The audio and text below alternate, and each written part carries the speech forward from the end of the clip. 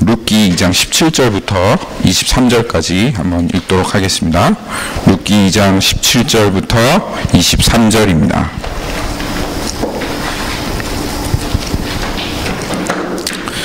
우리 교독하도록 하겠습니다.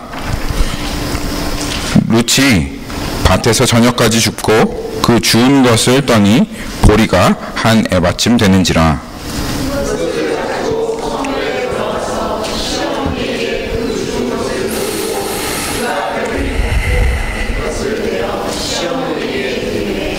시어머니가 그에게 이르되 오늘 어디서 주었냐? 어디서 일을 하였느냐? 너를 돌본 자에게 복이 있기를 원하노라 하니 룻이 누구에게서 일했는지를 시어머니에게 알게 하여 이르되 오늘 일하게 한 사람의 이름은 보아스이니이다 하는지라.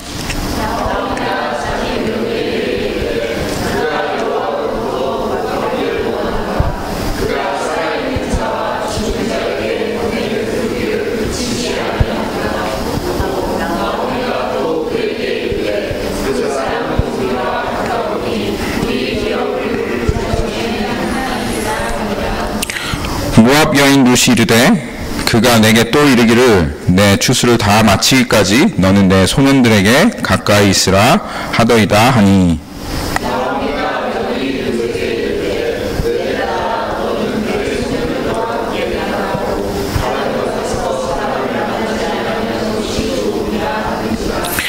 이에 룻이 보아스의 소녀들에게 가까이 있어서 보리 추수와 밀 추수를 마치기까지 이삭을 주우며 그 시어머니와 함께 거주하니라. 아멘. 같이 앉으시겠습니다.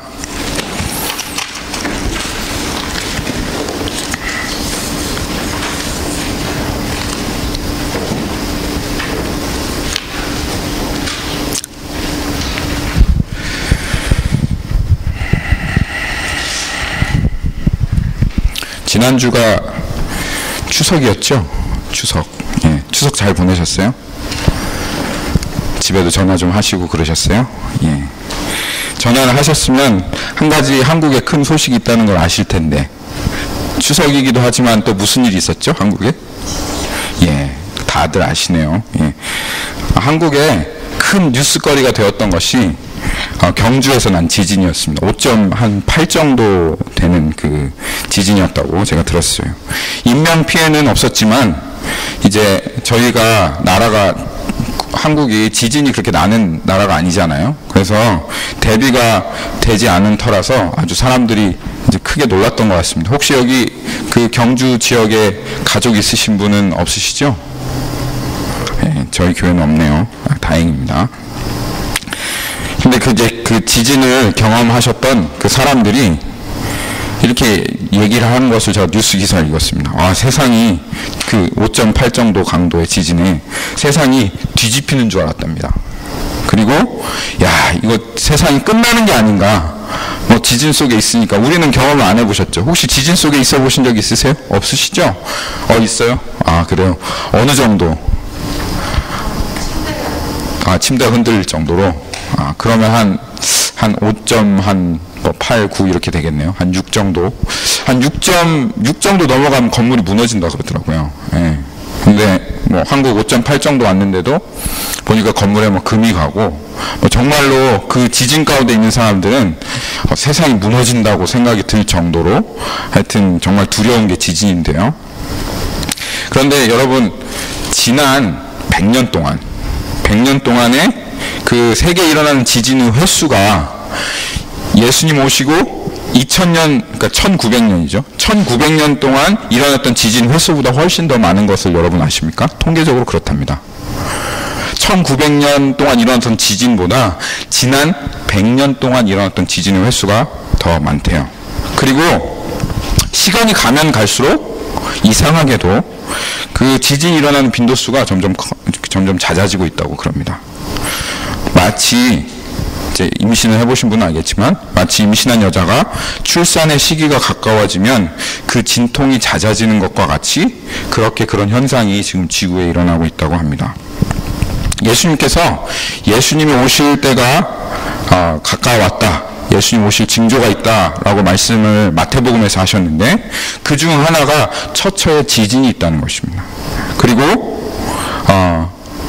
그 처처에 지진이 있고 예수님 오실 때가 가까워지면 더 그 지진이 심해진다는 것이죠. 모든 사람들이, 거의 대부분의 사람들이 이 세상이 유토피아가 될 거다라고 생각하고 있지는 않습니다. 그렇죠? 예수를 믿지 않고 하나님을 모르는 사람들도 이 세상이 곧 미래가 밝지 않구나, 이 세상이 참 어떻게 될지 모르겠다라고 그렇게 생각하는 사람들이 대부분이에요. 그런데 우리 크리스찬들은 이러한 징조들 보면서 예수님 오실 날이 정말 가까워 왔구나 라고 우리가 알게 되어야 합니다. 이게 예수님께서 우리에게 보여주시는 징조입니다. 처처에 기근이 있고 재난의 소문을 듣고 나라가 나라를 대적하며 민족이 민족을 대적하며 마지막 때에 그런 일이 일어난다고 하였을 때, 지금 이 온 세상에 그러한 징조들이 나타나고 있을 때 우리들은 더욱 깨어서 예수님 오실 날을 기대해야 합니다. 예수님 반드시 오실 것이고 예수님께서 새로운 하나님의 나라를 이 땅 가운데 세우실 것입니다.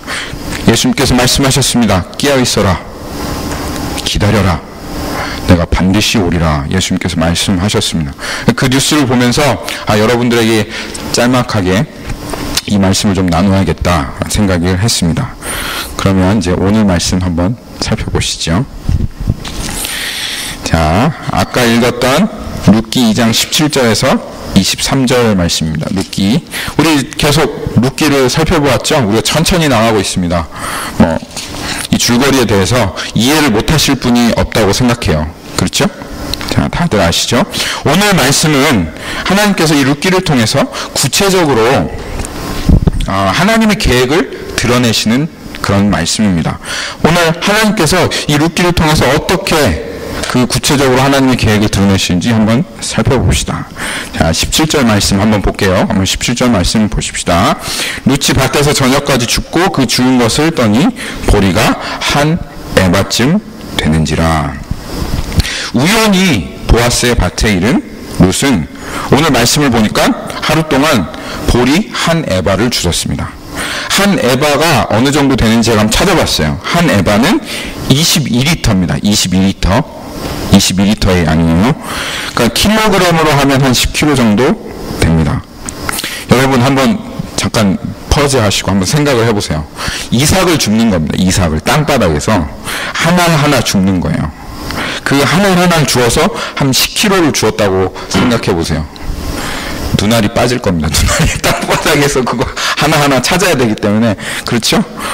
주어라 하고 이렇게 뿌려놓는 것도 아니잖아요. 그렇죠? 이삭 줍기라는 것이 이렇게 베고 남으면 거기에 이제 붙어 있는 거 하나씩 줍는 건데, 이렇게 저렇게 헤치면서 그렇게 하나씩 줬으면 여러분 얼마나 줬을 것 같아요? 하루 줬으면 한 이만큼 줄까요? 이만큼도 못 줄 것 같은데. 근데 하루에 한 에바를 주었다는 10kg면은 우리 그 교회에서 싸는 쌀 한 포대가 한 이만큼 됩니다. 이만큼. 그게 20kg입니다. 근데 그 반절 주었다는 얘기예요. 하루 동안. 그러니까 엄청 죽은 거죠. 그렇죠?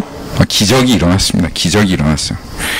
저희 와이프한테 물어봤더니 한 10kg 정도, 그러니까 한 반절 정도, 한 에바 정도 되면 저희 6 식구가 한 2주에서 한 3주 먹는다고 그러더라고요. 그렇죠? 그러니까 가난해서 그거 주스로 룻이 갔는데 얼마나 감사했겠어요. 이 룻이. 은혜를 주시면 제가 은혜를 얻으리라 하고 갔는데, 야, 얼마나 감사했겠어. 그래서 어머니한테 어머니 이러면서, 그건 제가 지어낸 겁니다. 성경에는 없지만 하여튼 그렇게 뛰어갔을 것 같아요. 막 이렇게 그 쌀 이 10kg 메고 무겁지도 않았을 거예요. 너무 기뻐서. 쌀 그 10kg를 메고 어머니 이러면서 그 보아스가 주었던 볶은 곡식도 남았잖아요. 먹고 자기 배불리 먹고 남았잖아요. 그거 가지고 하고 어머니한테 갔어요. 어머니에게서 어머니 이것 좀 보시라고, 내가 오늘 이삭을 주었는데 10kg를 한 에바를 주었다고 막 어머니한테 막 하면서, 어머니 여기 볶은 곡식도 한번 보세요. 볶은 곡식 어머니 배고프셨죠? 어머니 먹으세요, 드세요 하고 어머니한테 딱 보이는데 나오미가 보자마자 깜짝 놀랐어요. 한번 거기 보시죠. 그래서 18절을 보니 그것을 가지고 성읍에 들어가서 시어머니에게 그 준 것을 보이고 그가 배불리 먹고 남긴 것을 내어 시어머니에게 드리니 나오미가 어땠을까요? 나오미가 깜짝 놀랐죠. 그렇죠? 이제까지 나오미가 어떤 사람이었죠? 맨날 원망하고 불평하고 그리고 어떻게 살아야 될지 걱정만 하고 그러고 있던 나오미가 아주 얼굴에 그냥 화색이 돌았습니다. 깜짝 놀랐습니다. 그리고 너무 흥분이 되어가지고 그러면 어떻게 되죠? 사람이 깜짝 놀라고 너무 흥분이 되면 말이 많아집니다. 말이 많아졌어요. 그래서 뭐라고 합니까? 시어머니가 그에게 이르되 오늘 어디서 주었느냐? 오늘 어디서 일했느냐? 너를 돌본 자가 누구냐? 그 사람에게 복이 있기를 원하노라. 그러면서 말이 많아졌어요. 여러분 기억나십니까? 나오미가 룻이 밭으로 일하러 간다, 은혜를 구하러 간다, 그럴 때 나오미가 뭐라고 했죠? 딱 두 마디 했습니다. My daughter, go. 그랬습니다. 내 딸아, 가라. 전혀 상관도 안 하고 말도 없던 나오미가 갑자기 그 10kg 한 에바의 곡식을 얻어온 그 며느리를 보더니 깜짝 놀란 거예요. 그리고 흥분한 거예요. 너무 좋아서 그냥 갑자기 뻣뻣하던 입이 다 풀려버리고 막 질문을 하기 시작했습니다. 그랬더니 이 룻이 너무나도 기분이 좋아서 그 질문에 대답을 합니다. 룻이 누구에게서 일했는지를 시어머니에게 알게 하여 19절입니다. 이르되 오늘 일하게 한 사람의 이름은 보아스이니이다 하는지라. 나오미가 막 입술에서 찬송이 막 쏟아져 나옵니다. 나오미가 자기 며느리에게 이르되 그가 여호와로부터 복받기를 원하노라. 야, 그가 살아있는 자와 죽은 자에게 은혜 베풀기를 그치지 아니하도다 하고 나오미가 또 그에게 이르되 그 사람은 우리와 가까우니 우리 기업 물을 자 중에 하나이니라 하니라. 그러셨죠? 나오미가 흥분했죠? 그냥 보이지요? 말씀을 통해서 나오미가, 말이 없는 나오미가 갑자기 말이 많아졌습니다. 그런데 흥분만 한 게 아니라 좋았던 것만 아니라 이 나오미의 머리에 불이 탁 하고 들어왔습니다. 무슨 불이 들어왔냐? 찬양을 하면서 찬양이 나오면서 나오미에게 엄청난 소망이 바로 이거구나 라고 하는 그 불이 탁 들어온 게 뭐냐면 그 사람은 우리와 가까우니 그는 우리의 기업 물을 자 중에 하나이다 라고 하는 것을 깨닫게 된 거예요. 여기 기업 물을 자라고 하는 것은 영어로 리디머라고 합니다. 리디머, 킨즈맨 리디머 또는 리디머라고 하는데요. 이스라엘에는 이 특별한 제도가 있었어요. 이스라엘에는 이 기업 물으는 제도가 있었는데 만약에 어떤 한 남자가 결혼을 했어요. 그렇고 결혼했는데 무슨 일이 생겨가지고 그 남자가 죽어버린 거예요. 애도 못 낳고 애도 못 갖고 죽어버린 거예요. 그러면 이스라엘에게는 가장 중요한 게 메시아가 오시리라는 약속 아니에요. 근데 대가 끊겨버리면 내 대에 메시아가 오신다는 약속이 끊어진 거고 그게 얼마나 큰 저주입니까? 그래서 하나님께서 그런 일이 없도록 기업 물으는 제도를 주셨는데 그게 뭐냐면 그 남자가 죽고 애가 없거든 그 남자의 아내를 그 친족이나 형제 중에 이렇게 취하는 거예요. 결혼하는 거예요. 그래서 그 결혼해서 난 아기는 이 남자, 그러니까 죽은 남자의 아들이 되는, 그리고 그 남자가 클 수 있도록 그 친족이 돌봐주는 이 기업 물으는 제도가 이스라엘에 있었고 이건 하나님께서 만드신 겁니다. 하나님께서 긍휼히 여기시고 자비를 베푸사 그 어떤 사람도 망하여 죽지 않도록 어떤 사람의 대가 끊어지지 않도록 하나님께서 자신의 성품을 드러내신 제도가 바로 이 기업 물으는 제도입니다. 나오미가 그걸 알았어요. 사실은 그걸 들었어요. 그런데 원망 때문에, 걱정 때문에, 불평 때문에 그 눈이 가려져서 이런 제도가 있다는 것을 알지 못하고 있다가 보아스인가 하니까 갑자기 머릿속에 띵 하고 불이 들어온 겁니다. 그렇지, 보아스, 내가 그 이름 들어봤어. 우리 친족 중에 하나야. 그는 우리의 기업 물을 자 중에 하나야. 살았다. 와, 우리의 가족 가운데, 우리 집 가운데 희망이 있다 하고 생각이 난갑니다. 그러면서 드디어 어떻게 되었어요? 그 원망과 불평이 가득했던 그의 입술을 통해서 하나님을 향한 찬양이 흘러 나오는 것입니다. 나오미가 드디어 하나님의 계획을 깨달았습니다. 하나님께서 룻을 우연히 보아스의 밭으로 인도해서 하나님께서 무엇을 하시려고 하셨는지를 나오미가 깨닫게 된 거예요. 이제는 나오미의 눈에 뭐가 보이지 않았어요? 볼이 한 에바가 보이지 않았습니다. 알았어요. 그렇구나. 나는 신경도 쓰지 않고 관심도 없었는데 하나님께서 우연히 룻을 보아스의 밭에 가서 그 이삭 한 에바를 죽게 하신 것은 보아스라는 기업 물을 자를 만나게 하시려고 하나님께서 그러한 계획을 가지고 이제까지 이렇게 인도해 오셨구나 라고 하는 것을 이 나오미가 알게 되었던 것입니다. 이게 룻을 향한 하나님의 계획이었습니다. 여러분, 교회 안에요, 많은 사람들이 룻과 같이 찾아옵니다. 이삭 주우려고 와요. 한 에바를 구하려고 이 교회 안으로 찾아옵니다. 그래서 어떤 사람들은 직장을 구합니다. 하나님, 직장이 없습니다. 직장 좀 주세요. 하나님, 제가 건강을 잃어버렸습니다. 암에 걸렸어요. 하나님, 저 암 좀 낫게 해주세요. 어떤 사람은 지식을 얻기를 원합니다. 하나님, 저 더 하나님의 말씀 알기를 원하고, 저 하나님 좀 더 깨닫기 원해요 하고 지식을 얻기 원해요. 어떤 사람은 평안과 또 어떤 사람은 위로를 얻기 원합니다. 이게 다 교회에서 주실 수 있는 이삭들이죠. 그렇죠? 하지만 그래서 우연히 교회로 그들이 룻과 같이 왔지만 하나님께서 그런 우연을 통해서 그 사람들 이 교회로 인도해 오시는 것은 우리의 기업 물을 자, 누구? 우리의 기업 물을 자 예수 그리스도를 만나게 하려 하십니다. 교회에서 그러니까 우리는 사람만 만나고 가면 안 됩니다. 제가 저희 교회 개척했을 때 주만남 교회라고 지었어요. 주만남 교회. 무슨 생각에서 그렇게 지었냐면 교회 와서 사람만 만나고 가지 말고 교회 와서 꼭 예수님도 만나고 가십시오 하는 그 마음에서 제가 옛날에 개척했을 때 주만남 교회라고 지었습니다. 교회에 오셔서 도움받는 거 참 좋아요. 그렇죠? 또 미국 생활 참 외롭잖아요. 그렇죠? 미국 생활 참 외롭습니다.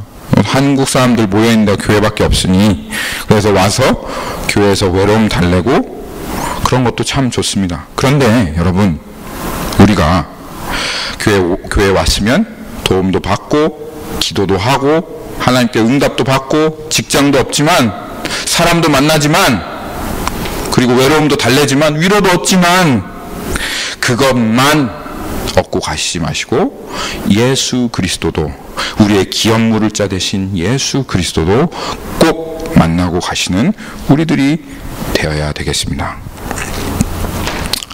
하나님께서 룻을 보아스와 결혼시키시려고 하는 그러한 계획을 세우셨습니다. 그래서 하나님께서 룻에게 계획하신 건 뭡니까? 그래서 매번 이삭을 주어야지만 살아가는 인생이 아니라 보아스가 어떤 사람이었죠? 베들레헴에서 가장 유력한 사람이었습니다. 베들레헴에서 가장 부유한 사람이었습니다. 베들레헴에 최고로 잘 사는 사람이 보아스입니다. 그래서 계획하신 게 베들레헴의 그 유복하고 유력한 보아스의 누가? 마나님이 되도록 하나님께서 계획하신 겁니다. 그래서 이 한 에바 죽고 한 에바 죽었다 라고 만족하고 사는 그런 사람이 아니라 정말 보아스가 가진 모든 것이 내 것이 되어서 그것을 누리는 사람으로 이 룻을 계획하신 거예요. 그런데 룻이 만약에 한 에바만 주었으면 됐어, 그것이면 만족해 라고 하고 그냥 물러났으면 얼마나 슬픈 일이겠어요. 그렇지 않겠어요? 그 한 에바만 죽고 이 하나님의 계획을 달성하지 못하고 그냥 그 한 에바에 만족해서 다른 곳으로 가버렸다면 그러면 그거 얼마나 하나님의 계획도 이루어지지 않고 룻에게는 참 슬픈 일이 되겠어요. 그런데 교회에도 그런 사람이 많아요. 교회까지는 왔는데 그 한 에바는 얻었는데, 한 에바가 아니라 두 에바까지도 얻었는데, 근데 예수님은 만나고 가지 못하는, 이 기업물을 짜 대신 예수님을 만나고 그 예수님과 하나 되지 못하고, 예수님이 자신의 주가 되지 못하고 그냥 교회만 왔다가 그 이삭만 죽고 갔다가 또 교회 이삭 주우러 왔다가 또 그 이삭만 죽고 가는, 그래서 참된 교회 주인 대신, 왕 대신 예수 그리스도 만나지 못한 사람들이 교회에 많다는 거예요. 여러분, 교회는 예수 그리스도의 밭입니다. 오늘 그게 교회 제목이, 우리 설교의 제목입니다. 교회는 여러분 이곳이요, 예수 그리스도의 밭이에요. 하나님께서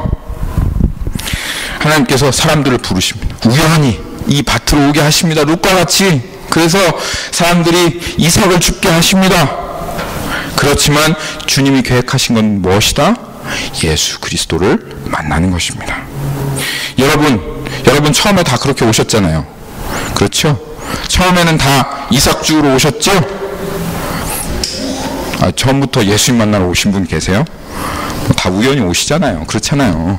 물론 우리 애들이야 태어날 때부터 교회에서 태어났으니까 어쩔 수 없이 그냥 있는 거지만, 그렇지만 전부 다 우연히 오는 건 아닙니까? 여러분 이 자리에 지금 왜 앉아 계십니까? 여러분들이 지금 하나 주우려고 하는 그 이삭은 무엇이고 그 한 에바는 무엇입니까? 여러분 무엇 때문에 교회에 지금 앉아 계십니까? 다 좋습니다. 꼭 주워 가십시오. 꼭 한 에바 얻어 가십시오. 그렇지만 여러분 꼭 예수님 만나십시오. 교회까지 왔으면, 교회 문 들어왔으면 예배당만 오지 마시고 목사님만 만나지 마시고 우리의 기업물을 자 대신 예수님까지 만나시는 분들 되십시오. 예수님 안에 있는 보화는 우리 교회에 있는 사람들이 줄 수 있는 것과는 전혀 차원이 다른 보물이 있습니다. 예수님 안에는 룻이 주운 한 에바하고 얻어먹은 보리밥하고 보아스의 마나님이 돼가지고 누리는 것에는 차이가 얼마나 나겠어요? 차이가 엄청 나겠죠. 그렇죠? 그렇죠? 그런데 그것 차이하고 그냥 교회 가서 사람 만나고 사람들 사이에서 교제하고 누리는 그 기쁨하고 예수님과 한 몸이 되어서 한 마음이 되어서 예수님이 주인 되어서 그 예수님에 속한 사람이 되는 거하고는 룻이 한 에바 죽는 거하고 마나님 되는 거하고는 차이하고는 비교가 안 되는 더 큰 차이가 있다는 것입니다. 오늘 한번 그게 무엇인지 잠깐 한번 알아볼게요. 첫째로 여러분이 예수님을 만나게 되시면, 이 교회까지 와서 우리의 기업물을 짜 대신 예수님을 만나게 되시면 첫째로 예수님께서 우리에게 하늘의 신령한 복을 주십니다. 에베소서 한번 봅시다. 에베소서 1장 3절 한번 가볼까요? 에베소서 1장 3절.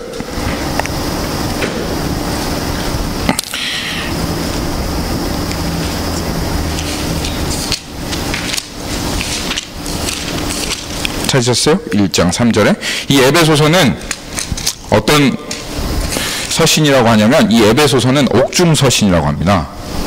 그 로마가 기독교를 핍박을 해가지고 복음 전도자였던 바울을 옥에 가두었습니다. 옛날 감옥은 창살이 있는 그런 감옥이 아닙니다. 옛날 감옥은 굴을 팠어요. 굴을 이렇게 깊게 파가지고, 그래가지고 그냥 그 굴에다 구멍 하나씩 뚫어놓고 거기에다 그냥 사람들이 이렇게 집어넣는 겁니다. 그게 옛날 감옥입니다. 거기에서 나오지 않습니다. 음식도 나오지 않고 그냥 죽는 거예요. 그냥 가만히 있다가 요새는 감옥에 갇혀도 죄수들도 인권이 있지 않냐 이러면서 하지만은 옛날에는 인권이고 뭐가 없습니다. 그냥 갇히면 살면 운 좋은 거고 나오면 죽으면 그냥 죽는 겁니다. 그때 그 옥중에서 이 바울이 쓴 게 이 에베소서입니다. 그런데 어떻게 했어요? 그 옥 시설이 어떻게 했어요? 벌레들 기어다니고 상처나고 해도 전혀 돌봐주는 사람 없고 완전히 그냥 노예 생활을 하는 거죠. 그런데 그 옥중에서 바울이 썼는데 어떻게 썼을까요? 1장 3절 보니까 그 옥중에 있는 바울이 아이고 힘들어 죽겠네, 얘들아 나 좀 돌봐줘라, 이러고 썼을까요? 교회에다가 옥바라지 좀 해라, 이렇게 썼을까요? 아니요. 바울 안에 이 하나님께서 주신 그 하나의 신령한 복 때문에 도저히 견딜 수가 없어서 하나님을 찬양하며 썼습니다. 1장 3절 한번 보십시오. 찬송하리로다. 하나님 곧 우리 주 예수 그리스도의 아버지께서 그리스도 안에서 하늘에 속한 모든 신령한 복으로 우리에게 복 주시되. 이게 그리스도 안에 있는 하늘의 신령한 복입니다. 이거는 교회 와서는 얻을 수가 없어요. 이 예배당에 여러분들이 아무리 앉아있는다고 해도 하나님께서 주시는 이 땅의 복은 여러분들이 누릴 수 있지만, 이 사도 바울이 그 옥중에서도 하나님을 찬송하면서 찬송하려다 하며 하나님 앞에 정말 넘쳐나는 이 기쁨으로 표현하며 하나님 앞에 고백하였던 이 하늘의 신령한 복은 여기 보니까 어디에 있다고요? 그리스도 예수 안에 있다는 것입니다. 그리스도 예수. 아버지께서 복을 어디에 주셨냐고요? 그리스도 예수 안에 주셨습니다. 예수 그리스도 안으로 들어와야 됩니다. 교회 안에만 들어오는 게 아니라 예수 그리스도 안으로 들어와야지 여러분이 정말 하나님께서 정말로 주고 싶은 복, 나 너희들에게 이 복 주고 싶다, 너희들이 이 복을 누렸으면 좋겠다 하는 그 복을 얻으실 수 있는 거예요. 여러분 이 복 맛보셨습니까? 맛보시기를 바랍니다. 여러분들 축원합니다. 그리스도 안에 들어오셔서 이 하늘의 신령한 복을 여러분들 맛보십시오. 결국 우리 교회 오는 것 복 구하러 오는 것 아닙니까? 우리 얼마나 복에 목마른 존재입니까? 한국 옷들을 한번 보십시오.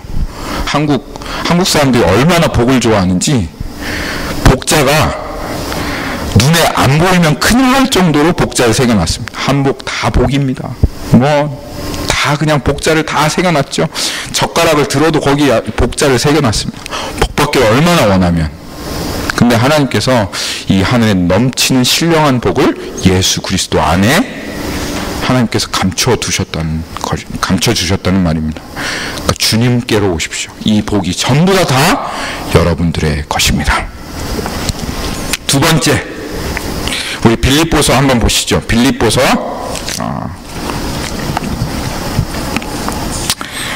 바로 다음에 있는데요. 빌립보서 3장 20절에 있습니다. 빌립보서 3장 20절.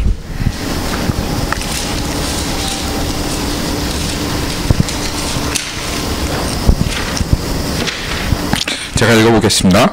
그러나 우리의 시민권은 하늘에 있는지라 거기로부터 구원하는 자 곧 주 예수 그리스도를 기다리노니. 예수님 안에 여러분 하늘나라의 시민권이 있습니다. 이런 얘기하면 조금 웃으시는 분들도 있어요.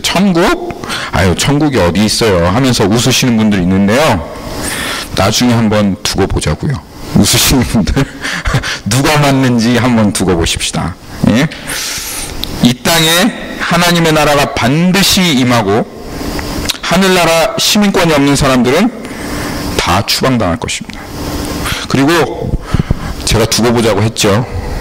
땅을 치며 분명히 후회하게 되실 것입니다. 그때 가셔서 시민권 없어서 땅을 치고 후회하시는 분, 그런 분들 없으시기를 바랍니다. 여러분 여기 미국 시민권 가지신 분 계시죠? 형부 형제님이야 미국에 오래 사셨죠? 태어나신 분, 우리 애들은 시민권이 있죠. 여러분 미국 시민권 따기 얼마나 힘듭니까? 강혁이는 아마 모를 거예요. 미국 시민권 따기가 얼마나 힘든지. 얼마나 우여곡절 끝에 영주권 여러분들 간신히 받고 사십니까? 그렇죠? 영주권 받았을 때 한번 생각해 보세요. 얼마나 간절했는지.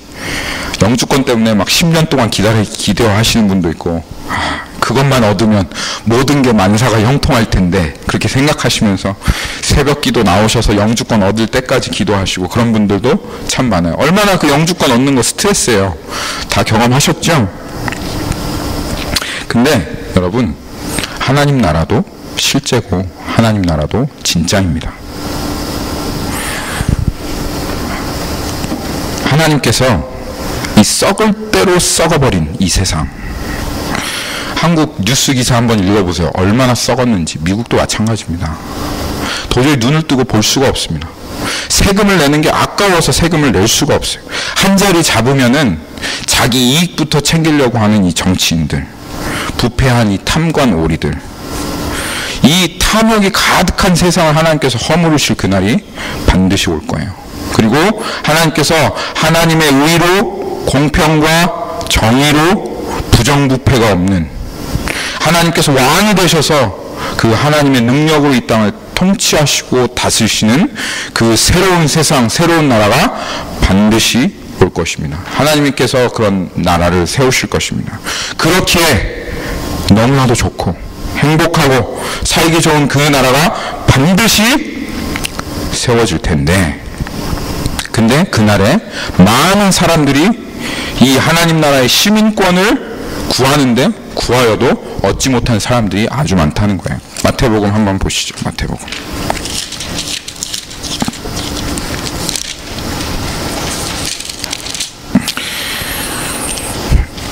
아니죠. 마태복음이 아니, 죄송합니다. 누가복음입니다.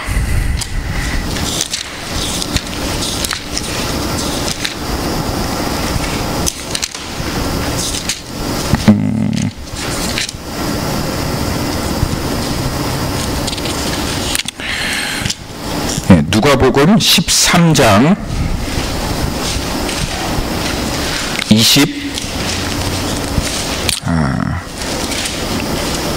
24절입니다.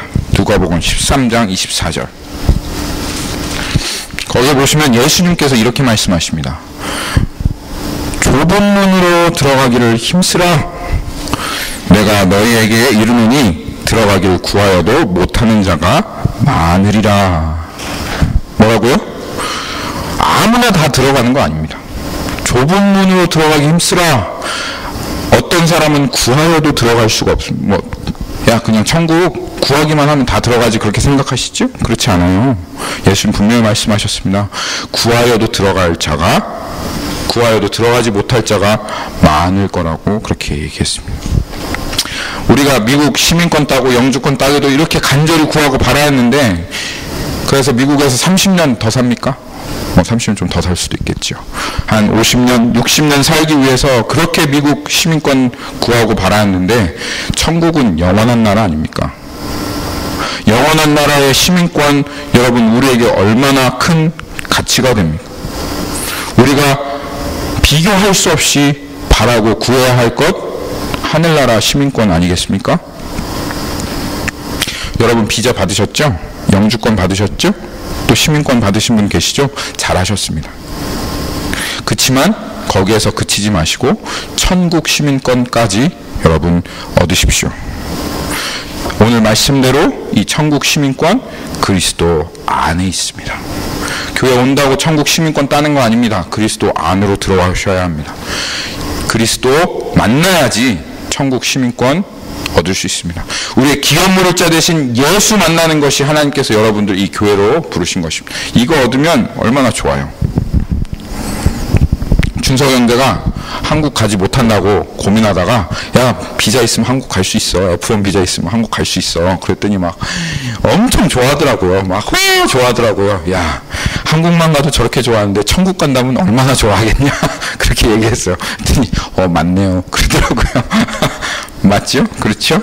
예. 예수님 만나고 이 시민권 꼭 받으세요. 셋째입니다. 여러분이 잃어버린 희락, 여러분이 찾고 계신 만족, 여러분이 찾고 계신 모든 것들이 예수 그리스도 안에 있습니다. 베드로후서 1장 4절 말씀 한번 볼까요? 베드로후서 1장 4절.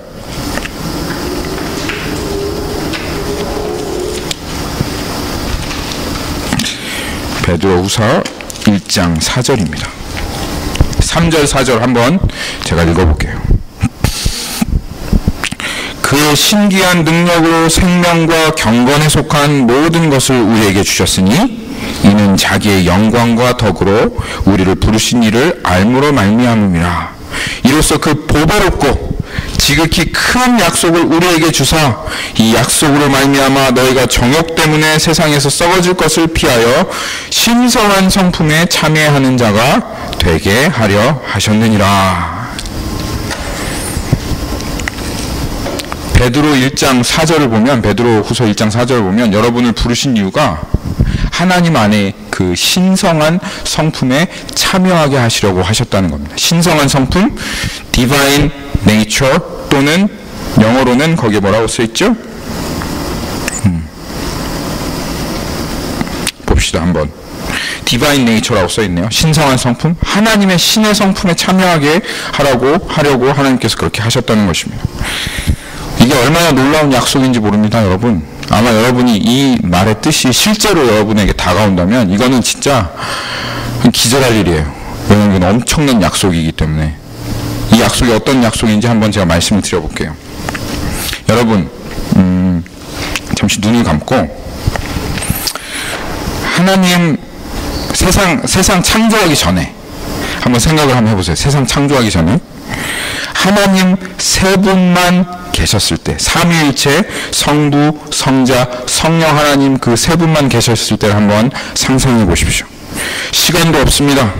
공간도 없습니다. 빛도 없고 어둠도 없는, 소리도 없는, 완벽하게 아무것도 없는데 그 가운데 성부, 성자, 성령 하나님이 계십니다. 그 찬란한 하나님의 그 영광 가운데 세 분이시지만 완벽한 교제와 완벽한 관계로 또한 한 분이신 그 삼위일체 하나님께서 그 가운데 계시며 완전한 희락과 충만한 기쁨과 넘치는 평강과 온전한 은혜로 그 아무것도 없는 곳에서 하나님 계시다는 그 자체만으로 너무 기뻐서 그 세 분 하나님께서 덩실덩실 춤을 추고 계십니다. 부족한 것이 전혀 없습니다. 그리고 그 하나님 안에서는 그 생명력이 넘쳐나고 그 에너지가 넘쳐나십니다. 이 영광과 희락, 이 기쁨과 이 충만함과 이 생명을 한없이 영원 전부터 삼위일체 하나님은 누리고 계신 것입니다. 그런데 하나님이 이게 너무 충만하니까, 이 기쁨이 너무너무 넘쳐나니까 이것을 나누고 싶으셨어요. 그래서 하나님께서 이 사람을 창조하기로 결단하셨습니다. 하나님께서 이 추고 계시는 이 희락의 춤사위 가운데로 하나님이 인간을 들어올 수 있도록 하나님이 인간을 창조하시고, 그리고 그 인간에게 하나님의 형상을 주셔서 얘들아 내 안으로 들어와라. 내 안으로 들어와서 이 하나님이 주시는 이 기쁨과 희락의 춤사위 가운데 내가 가지고 있는 이것을 나누자 하고 하나님께서 우리 인간을 창조하신 것입니다. 그런데 사람들이 그 하나님을 떠났습니다. 그리고 하나님께서 주시려고 했던 이 모든 것을 다 잃어버렸습니다. 이 기쁨과 만족, 충만한 에너지와 생명을 다 잃어버린 채로 살아가고 있습니다. 이런 찬양이 있죠. 매일 스치는 사람들 내게 무얼 원하나 공허한 그 눈빛은 무엇으로 채우나 모두 자기 고통과 두려움 가득 감춰진 울음소리 주님 들으시네. 그들은 모두 주가 필요해. 깨지고 상한 마음 주가 여시네.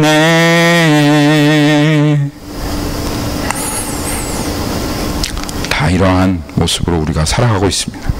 그런데 하나님께서 사람들을 이대로 이렇게 하나님의 축복과 은혜, 충만한 생명력과 에너지, 누리지 못하고 제외된 채로 살아가고 있는 사람들을 그냥 내어버려 두시지 않으시고 하나님께서 가지고 가셨던 그 원래의 계획을 회복하시기 위해서 파산해버린 룻과 같이 살고 있는 우리에게 기업 물을 자 되신 예수 그리스도를 보내주셨습니다. 보리 한 에바는 다시 먹을지라도 여러분들을 다시 배고프게 합니다. 예수님께서 지친 몸으로 사마리아 수가성 그 여인에게 나오시며 그 떼양볕에 물을 길러온 사마리아 수가성 여인에게 이렇게 얘기했습니다. 네가 이 물을 먹는다 할지라도 다시 목마르려니와 내가 너에게 주는 이 물은 네가 지금 마시는 이 물과 같지 아니하노니 이 물은 영원토록 솟아나는 너희 안에 생명수가 되리라. 예수님께서 말씀하셨습니다. 여러분, 룻이 보리 한 에바를 위해서 그 보아스의 밭에 나왔다면, 우리도 똑같이 이 교회에 나왔다면 주님 주시는 이 생명수 얻어가십시오.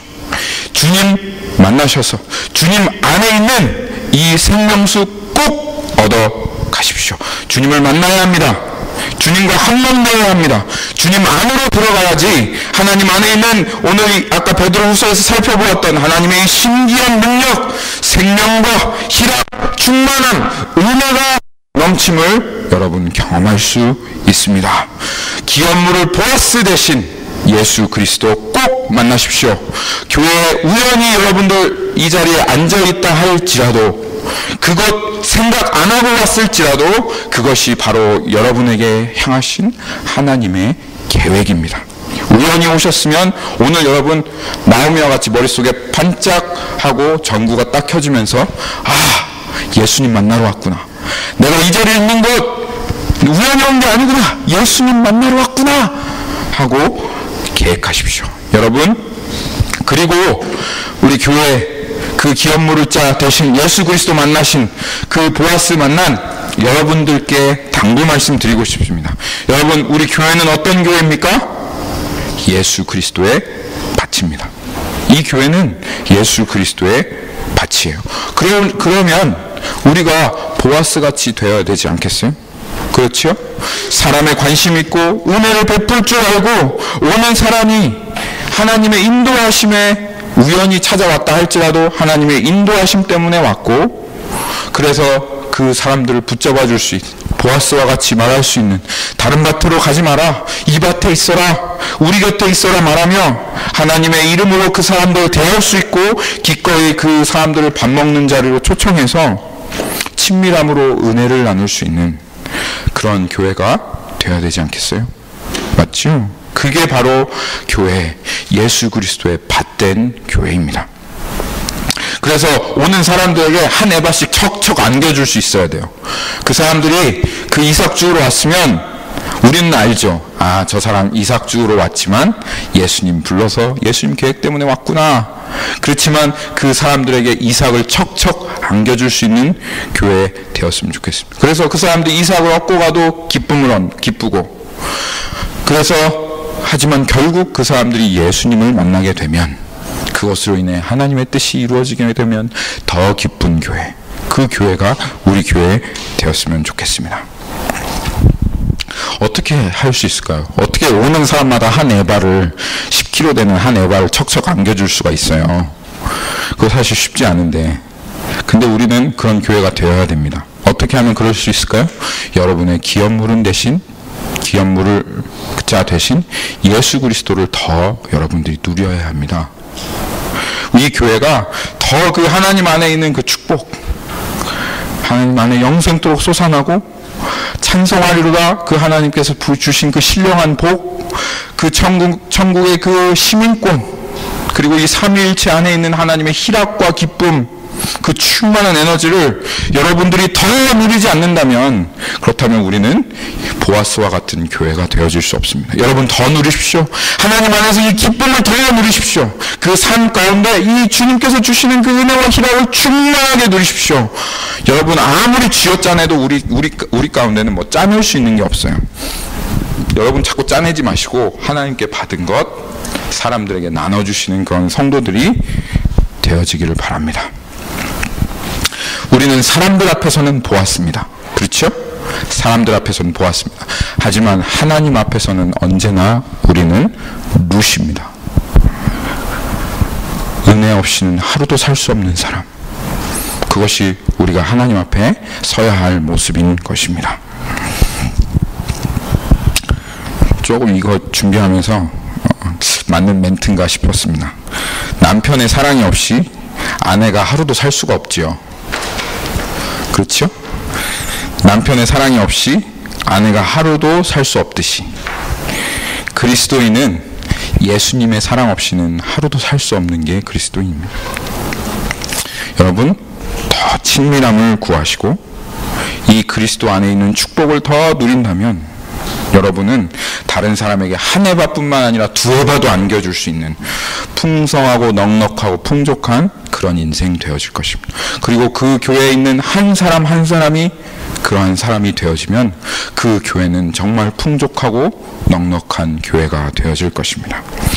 우리 지난주에 용서함에 대해서 나누었지요. 여러분, 상처받기 두려워하지 마세요. 상처가 한 번 받으면 아프지만 용서하고 그 상처를 이겨내면 두 번 받고 세 번 받으면 그 상처가요 오히려 그렇게 괴롭지 않습니다. 고통스럽지 않습니다. 상처받기를 두려워하지 않고 상처를 받을 줄 알고 그리고 그 상처를 뛰어넘어서 끝까지 사랑하는 그런 사람들이 되십시오.